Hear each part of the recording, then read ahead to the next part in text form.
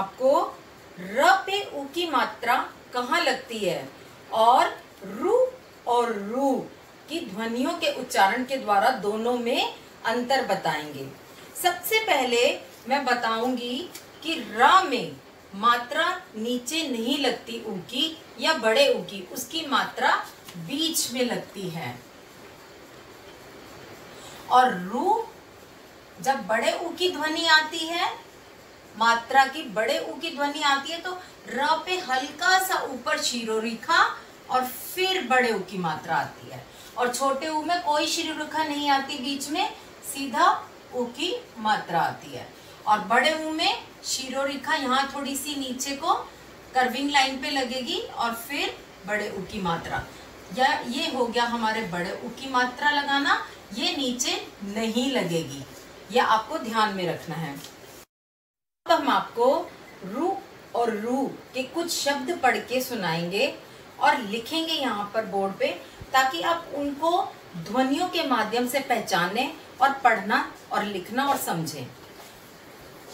रुक, रुक, रूप, रूप। अब देखो रुक में ध्वनि कैसी थी, छोटी, और रूप में ध्वनि का थोड़ा सा देर से उच्चारण हो रहा है।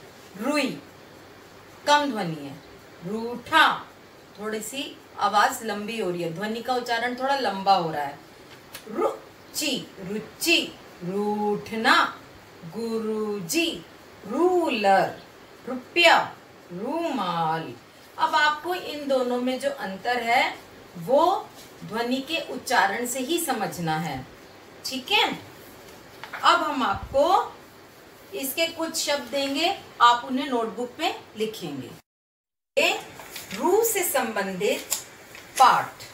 गुटरू कबूतर। एक कबूतर था, वह बहुत भूखा था। नीम की डाल पर गुटर गुटर कर रहा था। रुचिका एक डलिया लाई, अमरूद, चीकू, किन्नू भी लाई।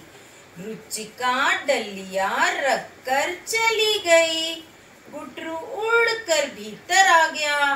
गुटरू चीकू खा रहा था, तभी रुचिका आ गई। वह कुछ बाजरा लाई। गुटरू दाना चुगकर उड़ गया।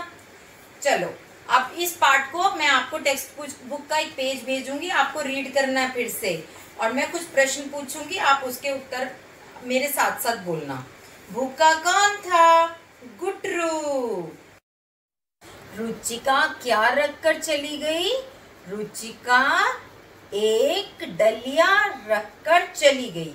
लेकिन आप इसको एक ही वर्ड में लिखोगे, दो शब्दों में, एक डलिया। गुटरू भीतर कैसे आया था? खिड़की से। गुटरू कैसे आया था? खिड़की से। गुटरू क्या खा रहा था? गुटरू चीकू खा रहा था, बट आप एक ही शब्द लिखोगे, चीकू। तो आपका ये वाला पेज मैं आज भेजूंगी, आप इसको पढ़ना पूरा, प्रश्न उत्तर पढ़ना, और नीचे वाला रू वाला जो शब्द दे रखे हैं ना रू से संबंधित, रुई, रुमाल, अमरूद, रुपया, इनको लिखने का प्रयास करना, ठीक है बच्चों। चलो बाय, नेक्स्ट वीडियो में मिलेंगे।